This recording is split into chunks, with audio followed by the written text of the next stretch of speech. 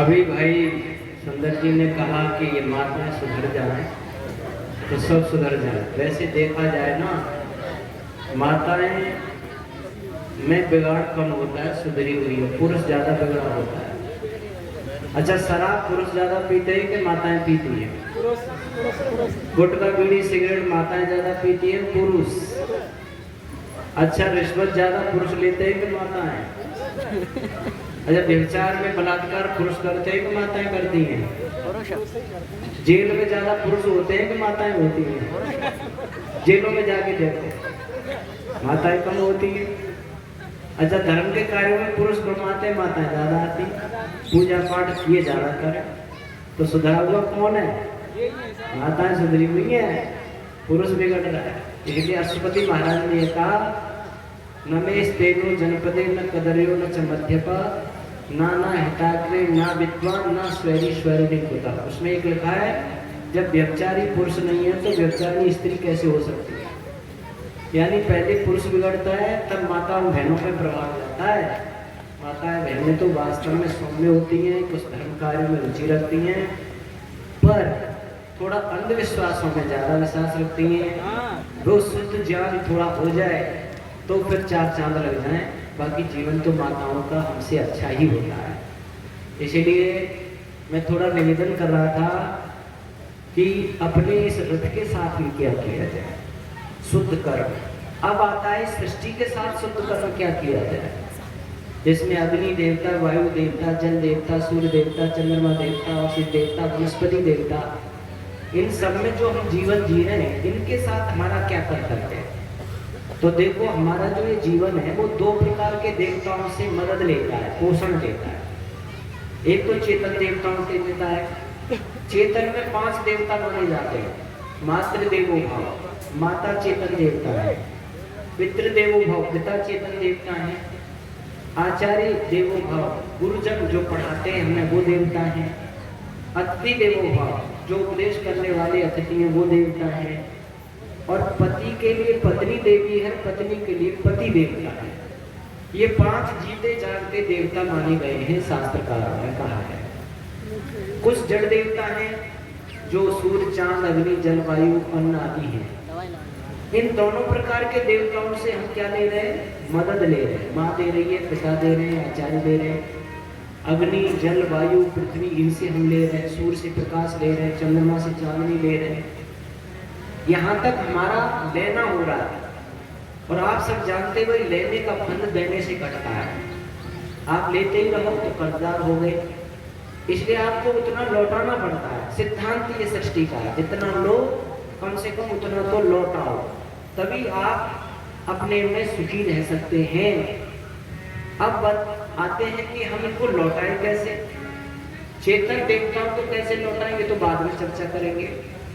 पहले जो जड़ देवता है, अग्नि, जल, वायु, पृथ्वी, अन्न, औषधि, वनस्पति, सूर्य, चांद आदि, इनको कैसे लौटाएं और क्यों लौटाएं, कैसा इनका कर्ज है हमारे ऊपर, जरा इसका समाधान करते हुए एक दृष्टांत बनाया हुआ है काल्पनिक समझाने के लिए। कहते हैं, एक बार प्रजापति परमात्मा का राज दरबार लगा हुआ था और उसमें जगत के सब देवता बैठे हुए थे। एक इस पृथ्वी से मरकर मनुष्य प्रजापति के दरबार में पहुंचा। प्रजापति ने उसे देखते ही कहा देवताओं से, भाई इसको स्वर्ग में भेजो। जब स्वर्ग की चर्चा हुई तो एक देवता उसमें से खड़ा हुआ। उसने कहा, महाराज इस आदमी को तुमने स्वर्ग का अधिकारी कैसे बना दिया? ये तो मेरा कर्जदार है, मेरा ऋणी है, पहले इससे मेरा कर्ज तो दिलवाओ।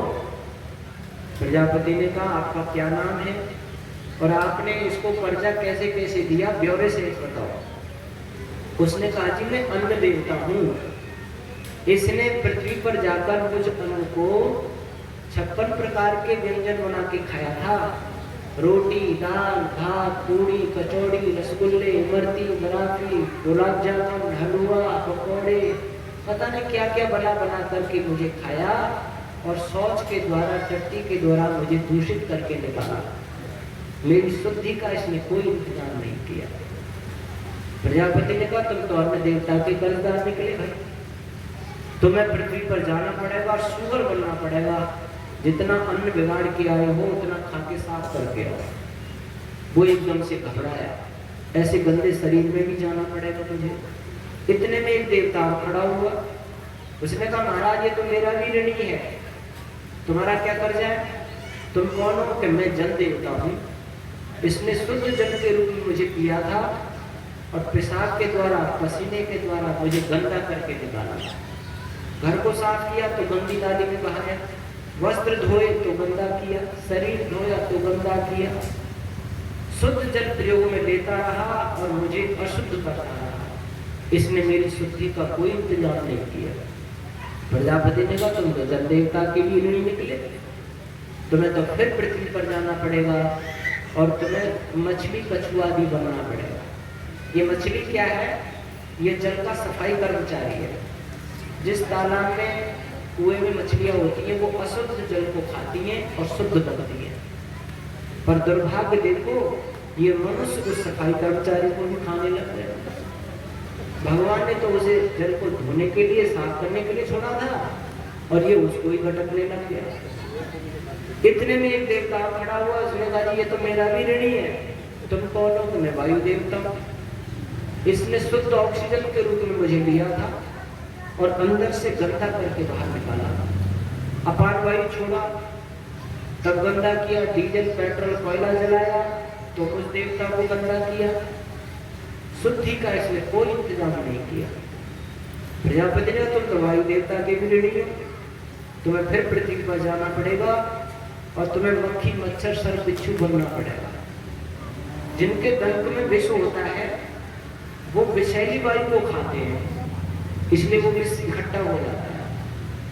आप सब समझते हैं कि जब जलवायु देवता बिगड़ते बरसात काल में तभी मक्खी मच्छर ज्यादा पैदा होते हैं, और जहाँ जलवायु देवता शुद्ध हो मक्खी मच्छर पैदा नहीं होते, सर्प बिच्छू पैदा नहीं होते, गंदी जगह पर पैदा होते हैं। ये भगवान ने इनको सफाई कर्मचारी के रूप में भेजा है, गंदी वायु को खाते हैं, ये हमारे लिए फायदेमंद है।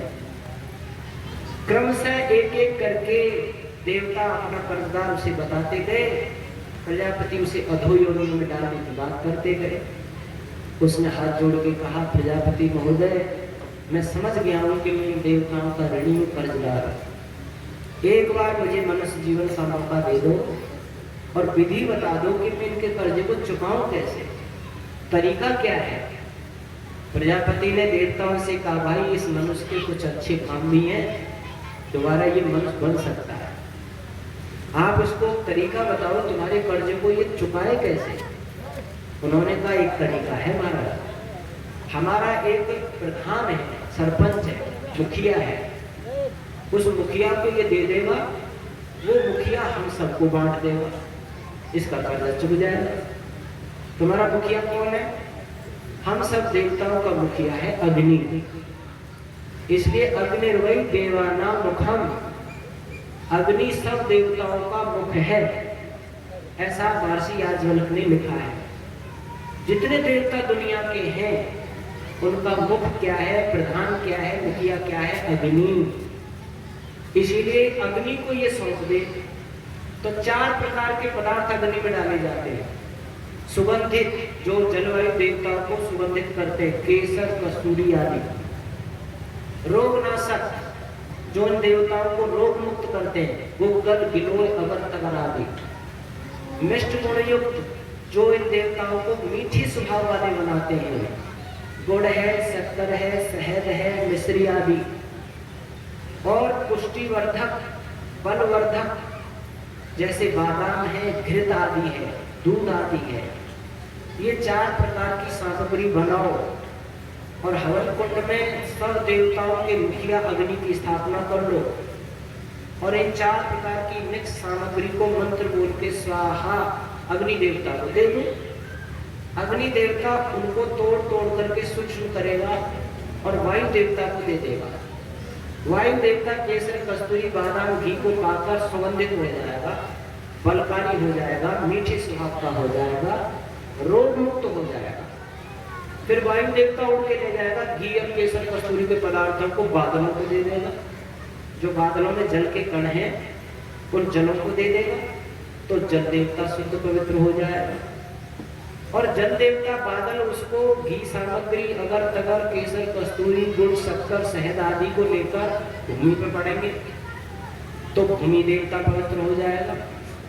और भूमि देवता में जो बीज पड़े वो घी गुड़ शक्कर शहद गिल्लोय गूगल आदि तत्वों को लेकर के अंकुरित होंगे। फिर तना बनेगा, डालियां पत्ते फूल बनाएंगे तो अन्न देवता शुद्ध हो जाएगा। और उस अन्न देवता को ये मनुष्य खाएगा तो इसका शरीर शुद्ध हो जाएगा। अग्नि में डालने के बाद सभी देवताओं को शुद्ध करता हुआ सामक तुम्हारे पास ही लौट के आ जाएगा। इसीलिए हमारे यहाँ इस यज्ञ को सबसे दुनिया का बड़ा कर्म मानते हैं। यज्ञ वही श्रेष्ठतम कर्म, अर्थात समस्त देवताओं की पूजा अगर तुम घर बैठे करना चाहते हो तो देवताओं के मुख अग्निहोत्र में हवन में आहुति डाल दो। सब देवताओं की पूजा घर बैठे हो जाएगी। जो कर्ज इनसे ले रहे हो, जितना इनको बिगाड़ रहे हो, उतनी शुद्धि आपके द्वारा हो जाएगी। इसलिए भगवान ने वेद में कहा है यज्ञम करो, तुम हवन करो, यज्ञ करो, अग्निहोत्र करो। प्रतिदिन सुबह और शाम 16 आहुतियों का हवन करने का आदेश भगवान ने दिया है। जैसे रोज स्नान करते हैं, रोज वस्त्र धोते हैं, रोज मकान साफ करते हैं, अन्न को कूटने पीसना करके उनको साफ करते हैं, लेकिन जल को कैसे साफ करें, वायु को कैसे साफ करें, पृथ्वी को कैसे करें, तो वो हवन से यज्ञ से होता है। सृष्टि के प्रारंभ से लेकर महाभारत काल तक प्रत्येक घरों में हवन हुआ करता था। प्रत्येक घरों में आपने सबने सुना पुत्रेष्टि यज्ञ के लिए महाराज दशरथ ने हवन करवाया था ऋषि श्रवण के द्वारा अथर्ववेद के मंत्रों से। तीनों रानियों सहित महाराज दशरथ यजमान बने थे, हवन किया, यज्ञ शेष तीनों रानियों ने खाया, गर्भवती हुई और 4 पुत्र रत्न प्राप्त हुए। आपने सुना होगा श्री राम और लक्ष्मण को विश्वामित्र जी हवन की रक्षा के लिए अपने साथ ले गए थे मानकर कि हम यज्ञ करते हैं और वहाँ राक्षस लोग ऋषि मुनियों को सताते हैं, हवन को बिगाड़ देते हैं, मांस डाल देते हैं। उनकी रक्षा के लिए मुझे आपके राजकुमार पुत्र चाहिए। और वो ले गए थे और वहाँ श्री राम ने कहा हे मुनिवर, अब तुम यज्ञ करना प्रारंभ करो, हम आपकी रक्षा के लिए हैं। और वहाँ फिर उन्होंने राक्षसों का वध किया और मुनि का यज्ञ सफल करवाया। युधिष्ठिर आदि महाभारत काल तक बड़े बड़े राष्ट्रीय यज्ञ रचाया करते थे। कोई घर ऐसा नहीं था जिसमें हवन नहीं होता। जिस समय श्री राम मां कौशल्या से वन का आदेश लेने गए थे, उस समय माता रेशमी वस्त्र पहने हुए हवन कर रही थी। माता कौशल्या हवन कर रही थी जिस समय श्री राम गए थे। आप रामायण पढ़ के देखो, हमारे यहाँ पे सभी स्त्री पुरुष हवन करने की विधि जानते थे। बंधुओं माताओं बहनों, महर्षि दयानंद सरस्वती आए, उन्होंने कहा संध्या करना, हवन करना प्रत्येक स्त्री पुरुष को आना चाहिए। हमने क्या सोचा हुआ है, केवल पंडित जी मंत्र और विधि जानते हैं, हमसे तो स्वाहा करना है, आहुति देना है बस, बाकी मंत्र विधि कौन जाने, पंडित जी, हमारा काम नहीं मंत्र बोल। ये हमारी बुद्धि का ताला लगा दिया लोगों ने। दयानंद ने वो ताला खोला, उन्होंने कहा नहीं। स्वामी जी लिखते हैं मंत्रोच्चारण स्वयं यजमान करे। अगर यजमान कालाक्षर भैंस बराबर जानता हो, यानी अनपढ़ हो, पढ़ा लिखा नहीं हो, तो मंत्रोच्चारण पुरोहित करे और आहुति आदि की क्रिया यजमान से कराए। अब तुम कालाक्षर भैंस बराबर तो कोई है नहीं, सब बहन बेटियां सब पढ़े लिखे। जब तुम बड़ी बड़ी तकनीकी बड़ी पुस्तकें बहन बेटियां सब पढ़ लेती हैं तो हवन करना नहीं सीख सकती। हवन करना सबको ही आना चाहिए। आज तो स्थिति ऐसी है, हवन पर जब बैठाते हैं तो किसी को आसन करना ही ना आवे, किसी को स्पर्श, काउ को चम्मच पकड़ना आवे, काउ को आहुति देना ही नहीं आवे, कोई यूं डाले कोई यूं डाले। तो स्वामी जी समझाने ऐसे डालो वैसे डालो। हमारे यहाँ सभी जो है यज्ञ करने की विधि जानते थे और बिगाड़ इतना हुआ। एक बार क्या हुआ, एक परिवार में एक देवी जी थी, उन्होंने अपने चौधरी से कहा, पति से, देखो हम अपने गांव में थे तो बड़े होम होते हुए देखते थे, पर मैं तो जब से तुम्हारे यहाँ आई हूँ हमने तो कभी होम होते देखे। अरे कम से कम घर में होम कराना चाहिए, हवन कराना चाहिए। देखो कल की पूर्णमासी है, पंडित जी को निमंत्रण दे आओ और एक बड़ा सा होम करवा लो। उन्होंने कहा ठीक कहती हो, जाता हूँ। और वो पंडित जी के पास गए। पंडित जी कल की पूर्णिमा है, हमारे यहाँ तुम होम करा दो। देखो भाई चौधरी यजमान, कल तो मैं कई जगह हवन कराऊंगा, मैं व्यस्त हूँ, फिर कभी करा लेना। अरे पंडित जी बड़ी मुश्किल से तो दिमाग में आई है, इसे टालो मत, कल करवाई दो। देखो भाई मैं बहुत व्यस्त रहूंगा कल, देखो बड़ा होम तो करवा नहीं पाऊंगा, छोटी सी होम टी करवा दूंगा। तो उन्होंने सोचा चलो बड़ा होम कभी बात नहीं कर लेना, होम टी कर देना। ठीक है, तो देखो इतना घी रखना, इतना सामग्री ले आना, कपूर ले आना, संध्या इतनी रख लेना, और 6:30 बजे आऊंगा। 7 बजे के बाद दूसरों को दे रखा है मैंने टाइम, आध घंटे में तुम्हारा होम टी करवा दूंगा। और जिस जगह पर हवन कराओ 4x4 हाथ की जगह पर चौका लगा के रखना, और दोनों पति पत्नी स्नान करके मिलना। 6:30 बजे ठीक आ जाऊंगा, देर भी नहीं करना, तुरंत करके 7 बजे मुझे दूसरी जगह जाना। ठीक है पंडित जी। अब वो घर आए, अपनी देवी से कहा पंडित जी का वक्त नहीं है, समय नहीं है, बड़े होम के लिए तैयार नहीं हुए, छोटी सी होमटी के लिए तैयार हुए। मैं सामान ले आता हूँ, तुम हम स्नान करके सुबह 6:30 बजे मिले, और जहाँ हवन करना है ना वहाँ आप 4x4 हाथ की जगह पे चौका लगा के रखना। ठीक है, सामान ले आए, दूसरा दिन हुआ, चौका लगा दिया, नहा के तैयार। 6:30 बजे पंडित जी आ गए। अब पंडित जी को तो जल्दी थी, कई हवन कराने थे। कहा चौधरी जल्दी से बैठो, बिछाई करो, घी लाओ, सामग्री लाओ, संदा लाओ, कपूर लाओ, माचिस लाओ, दीपक लाओ, लोटा लाओ, थाली लाओ, चम्मच लाओ, ये लाओ, वो लाओ। सारा सामान इकट्ठा कर लिया। पंडित जी को जल्दी थी। कहा देखो भाई चौधरी, ज्यादा समझाने के वक्त नहीं है मेरे पास, जो मैं कहता जाऊँ वो कहते जाना, जो कराता जाऊँ वो करते जाना, एक बार ही बताऊंगा, दोबारा नहीं। ये ठीक है पंडित जी। पंडित जी ने कहा कि आचमन कर। तो चौधरी ने समझा कि जो इनको कहना वो मुझे भी कहना, तो उन्होंने कहा आचमन कर। पंडित जी ने कहा तू क्यों बोलता है? चौधरी ने बोला तू क्यों बोलता है? पंडित जी ने कहा बड़ा बेवकूफ है। चौधरी बोला बड़ा बेवकूफ है।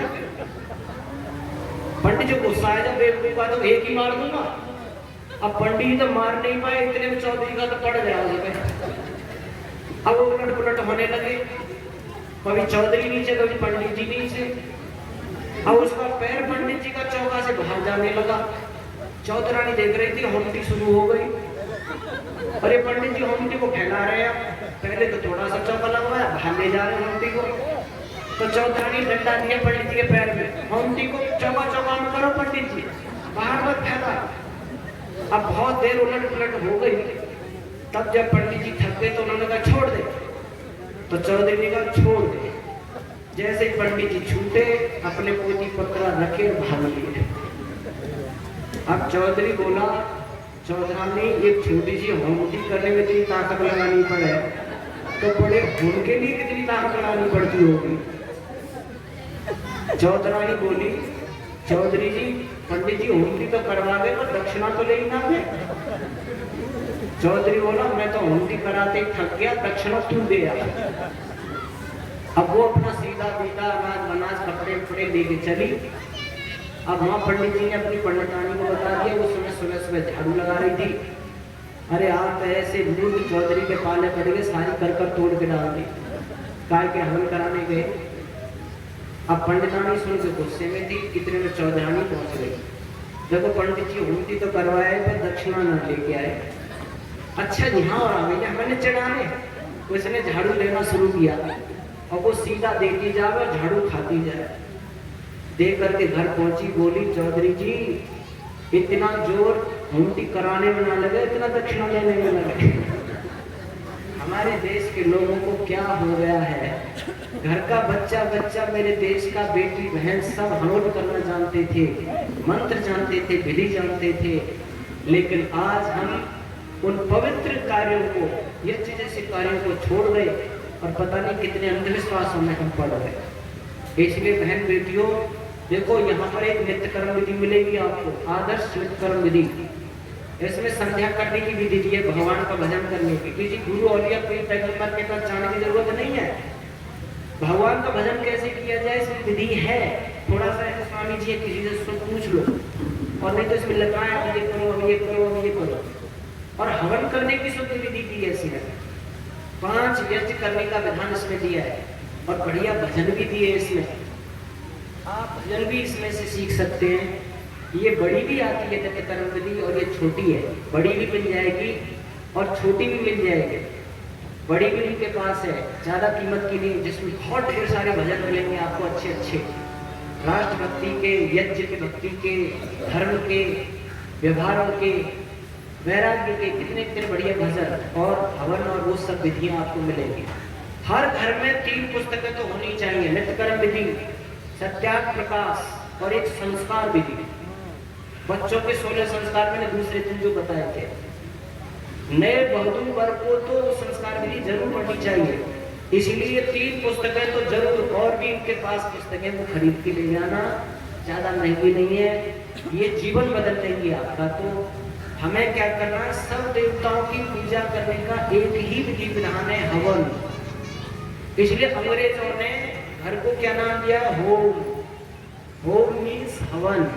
जिन घरों में हवन होता है वही होम है, वही घर है, नहीं तो घर ही नहीं है। और उन्होंने स्वर्ग का नाम क्या दिया, हेवन। हेवन माने वर्ण है जो, यानी 1 नंबर पर जो कर्म है, हवन से ही स्वर्ग बनेगा। स्वर्ग कामो यजित। आप अपने जीवन में घर में स्वर्ग चाहते हो तो प्रतिदिन हवन करना सीख लो। हवन करना ज्यादा खर्चा नहीं है, थोड़ा सा घी, थोड़ी सामग्री, संविधाएं, रोजाना एक छोटा हवन कुंड बना लो।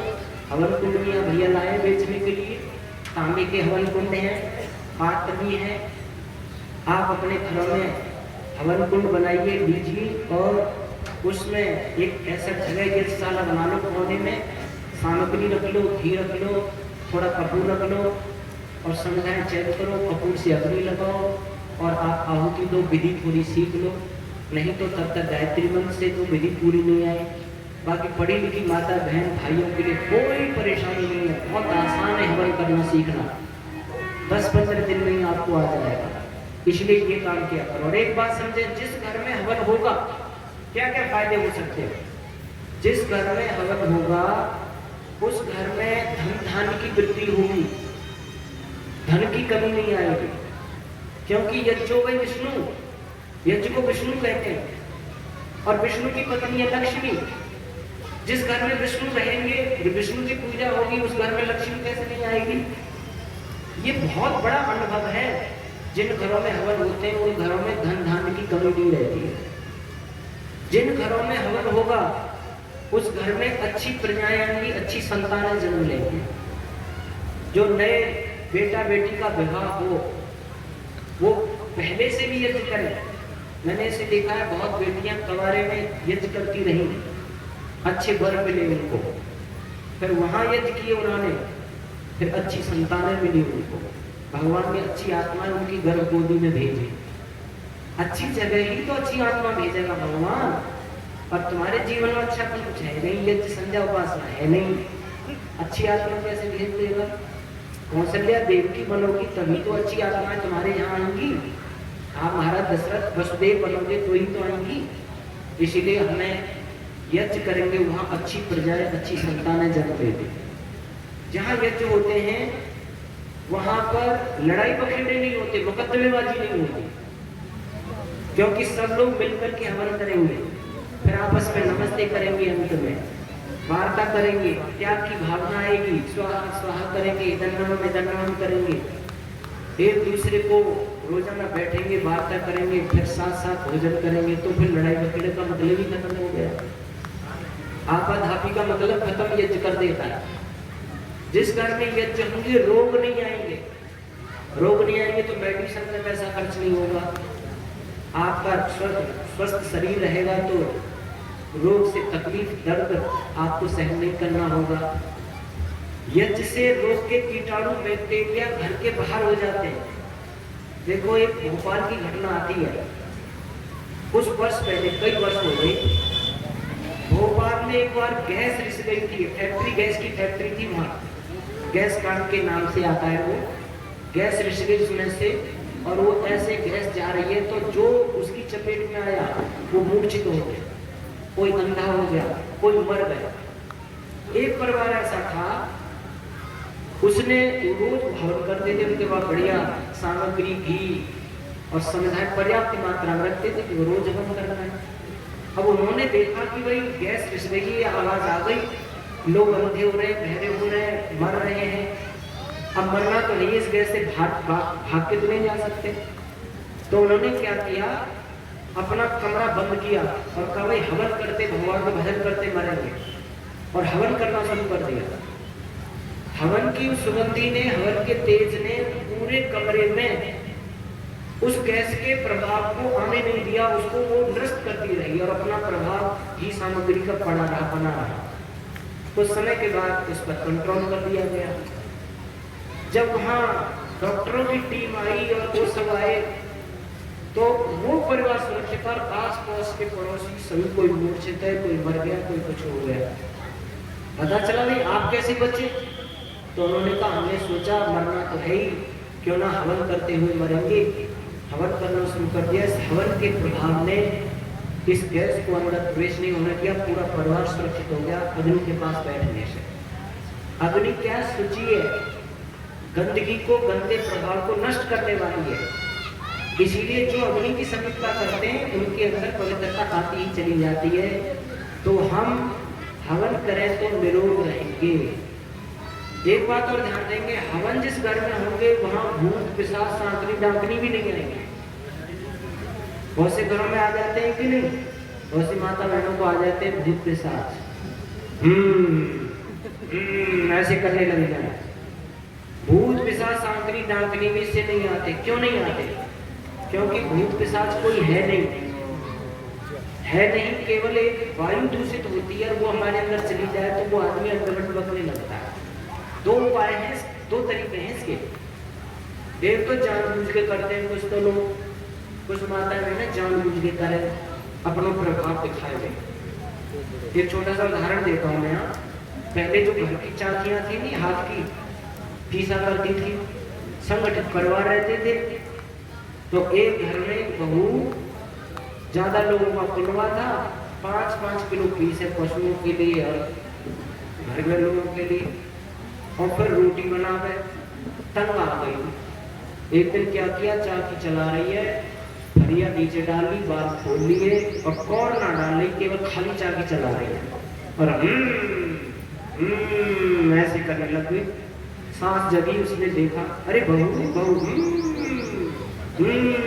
ऐसे घूम रही है। अरे ये क्या हुआ? बहू को एकदम घबरा गई, तुरंत अपने आदमी को जगाया, देखो बहू को क्या हो गया? वो तो आज कुआं डालना रही, खाली चाकी चला रही है। मुझे तो ऐसा लगता है कोई ऊपर की वायु आ गई इसमें। छोरा को जगाया, बेटा फलाने तांत्रिक को बुला के ला, बागान का है, और उसे बुला के लाया गया। घर में भीड़ लग रही थी और वो ऐसे घूम रही है। तांत्रिक ने हटो हटो हटो, सब बाहर निकल जाओ थोड़ी देर के लिए, मैं जरा नवज नाड़ी देखूंगी। सब बाहर निकल गए, वहां से नवज देखी, इधर से सुना, इधर से सुना, इधर नवज, ये सब देख के बोला कोई भूत भूत नहीं है, सच सच बताओ क्या बात है? मैंने खुद देख लिया। बोले 5-5 किलो पीसना पर है, नींद पूरी नहीं होती है, 2 बजे से जगना पड़ा, और फिर चूल्हे पे 2-2 घंटे लगी रहूं थोपने के लिए, गर्मी पड़ रही है, दम में दम आ रही है। उसने समझ लिया ये बात है। उसने दरवाजा खोले, का ठीक है मैंने समझ लिया। ये सुबह सुबह उधर तालाब के किनारे सोच गई थी, पीपल के नीचे होकर निकल आई है और गाजी खान नाम का भूत आ गया है इस पर। बहुत भयानक वैसे है, बहू के प्राण ले सकता है, पर चलो खैर मनाओ, मैं आ गया, मेरा जिंद ऐसा उसे पकड़ के ही लाएगा और मैं पकड़ के ले जाऊंगा। एक जल का लोटा लाओ, चावल लाओ, तेल लाओ, अगरबत्ती लाओ, ये लाओ वो लाओ, अंगारी लाओ, 85 मंगा ली, और फिर थोड़ा सा कुछ बोल बाल के जीरा घर से इसको पकड़ के ला और पानी इधर छिड़का इधर कुछ चावल मारे इधर कुछ चावल मारे, बड़बड़ाते हुए और जल्दी से इसको पकड़ता आ गया। अब पानी ऐसे करके छू झट बोतल में ढक्कन लगा दिया। मैंने इसको बंद कर दिया है और मेढे पे जाके गाड़ दूंगा, अब भूत नहीं आया। बहुत अच्छा महाराज, बहू के प्राण बच गए। पैरों में पड़े हैं ज्योतिषी के। उसने कहा देखो अब तो नहीं आएगा, अब कुछ दिन परहेज करनी पड़ेगी, आप जो कहोगे सोई करेंगे। देखो इसको घूमने वाली चीज से दूर रखना। एक चाकी चलाती है और तुम ना चाकी में चलवा लेना, इसमें 6 महीने परहेज चलेंगी कम से कम। चाकी के पास भी मत आने देना इसको। और एक गोल गोल सफेद चीज से दूर रखना इसको। वो सफेद आटा देखती है, रोटी भी नहीं बनाएगी। चूल्हे पे पास ना फटक जाएगी। सफेद चीज ना दिखनी चाहिए इसे। 6 महीने पड़े चले, कोई बात नहीं महाराज, मैं बना लूंगी, मैं पीस लूंगी, मेरी बेटी पीस लेगी, बहू से नहीं करवाएंगे। 6 महीने की बहू की छुट्टी। एक तो ये तरीका है भूत आने का। एक तरीका ऐसा है कि दूषित वायु शरीर में चली जाती है और वो अंडवंड बकने लगता है। जैसे कभी ज्वर बुखार आ जाता है तेज, तो वो अंडवंड बकता है कि उसकी दवाई है आयुर्वेद, वातनाशक दवाई। वायु विकृत होने को समझ करती है वातनाशक। वात कुलांतक रस आदि बहुत सारे हैं जो खिलाने से वायु समन हो जाएगी और स्वस्थ हो जाएगी। परंतु जो भूत कहते हैं ये आ गया प्रेत, ऐसा कोई भी नहीं है ऐसी योनि जो किसी पर आ जाती हो।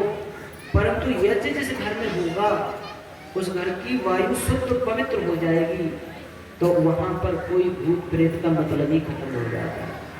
ऊपरली वायु का मतलब ही खत्म हो जाता है। शुद्ध वायु रहेगी तो अंदर कोई विकृति आएगी नहीं। एक बात और ध्यान देंगे, थोड़ा सा घी सामग्री लगाने पर जगत के बहुत बड़े देवताओं की पूजा हो जाती है।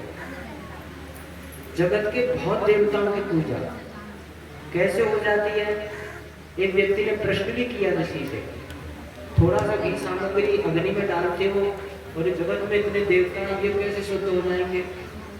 तो उन्होंने एक बात कही, बताओ तुम्हारे यहाँ एक मन दाल बनाई जाए, 10, 20, 30, 40, 50 लोगों के लिए भोजन बनता है और एक मन दाल बनाई जाए तो उसमें जो तड़का देते हैं, छौंक देते हैं हींग जीरे तेल का, वो एक मन तेल डालते हैं। कितना तेल लेते हैं? थोड़ा सा। कितना जीरा? थोड़ा सा। कितनी हींग? थोड़ी सी। तेल को गर्म करते हैं, जीरा हींग डाला, एक मन दाल को उसमें पलट दिया, पूरी एक मन दाल आपकी शुद्ध पवित्र हो गई, थोड़े से ही जीरे तेल। वैसे ही आप अग्नि में थोड़ा सा घी सामग्री भी डालते हो, अग्नि उसको हजारों गुना बढ़ा करके और जलवायु देवताओं को ढोस देती है। पूरे ये देवता एरिया के साफ हो जाते हैं। जगह जगह हम तो दुनिया भर के देवता शुद्ध हो जाते हैं।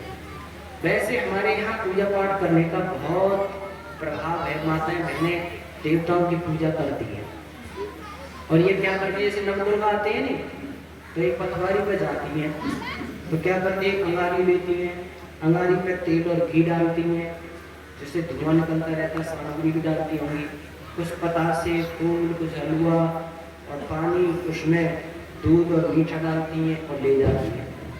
और जो इनका देवता है उसका वो अंगारी चढ़ा देती हैं, फूल चढ़ा देती हैं, हलवा चढ़ा देती है, ऊपर से वो दूध मीठे से मिला पानी चढ़ा देती हैं और कहती है देवता हमारी पूजा स्वीकार करो, हमारा कल्याण करो। अब वो जो प्रसाद और वो चीजें वो जाता है बह करके नाली में जाते हो, सड़ने लग जाता है। आपने जाना कि हमने देवता पर चढ़ा दिया, पर तुमने ये गलत काम कर दिया, देवता पर चढ़ा नहीं, वो तो नीचे बहा, ऊपर कहाँ चढ़ा, नीचे बहकर नाली में गया, वहां सड़ने लग गया और सड़ करके और प्रदूषण फैलाया, देवता को और बिगाड़ा।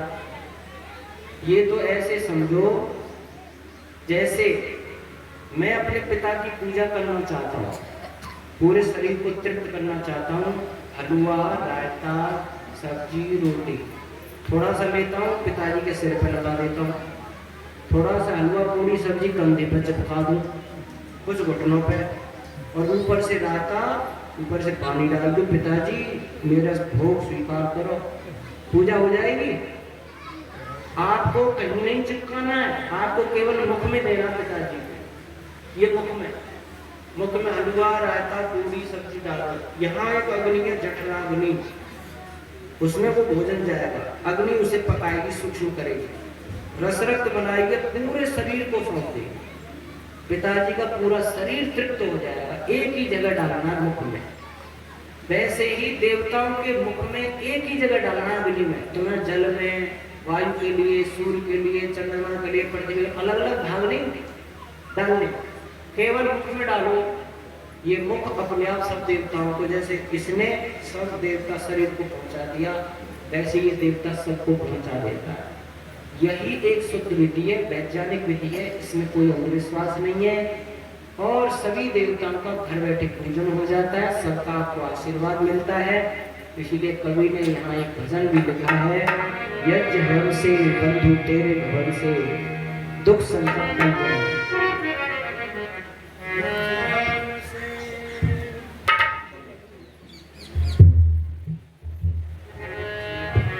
यज्ञ हवन से बंधु तेरे सदन से, यज्ञ हवन से बंधु तेरे सदन से,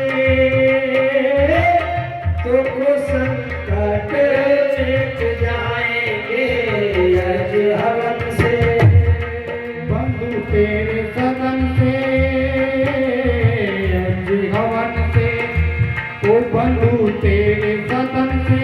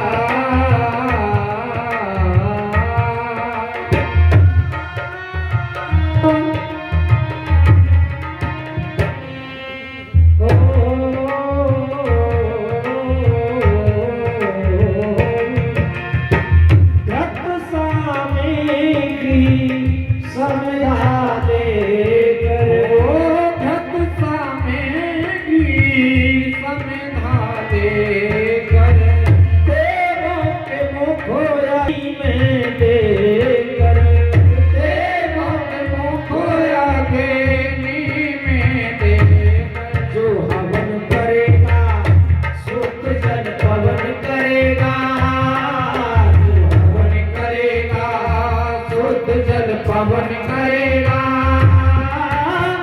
फिर खुशी बरसाएंगे।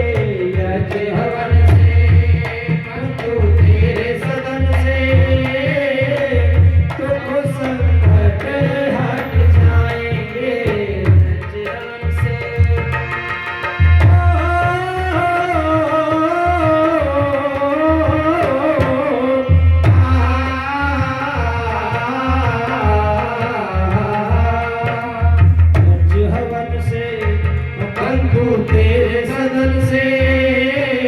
यज्ञ हवन से बंधु तेरे सदन से, तुमको संकट हट जाएंगे। यज्ञ हवन से इंद्र देव हैं वर्षा करते, इंद्र देव हैं वर्षा करते, कंदमूल फल अपने बढ़ते,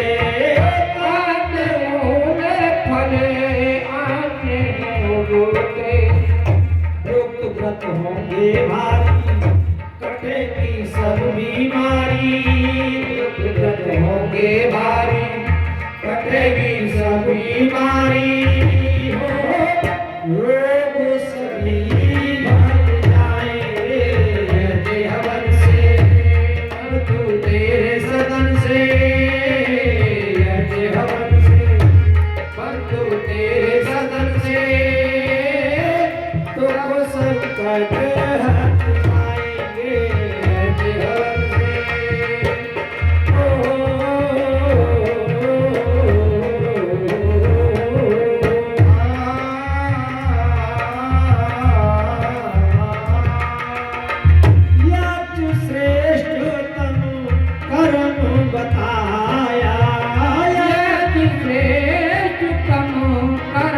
बताया, ऋषियों ने इसे को अपनाया, ऋषियों ने इसे को अपनाया। स्वर्ग जो चाहो तो हर घर हवन रचाओ, स्वर्ग जो चाहो तो घर घर हवन रचाओ, पाप ताप धुल जाएंगे अज हवन से, मत तेरे सदन से, अज हवन से दुख संकट हट जाएंगे अज हवन से।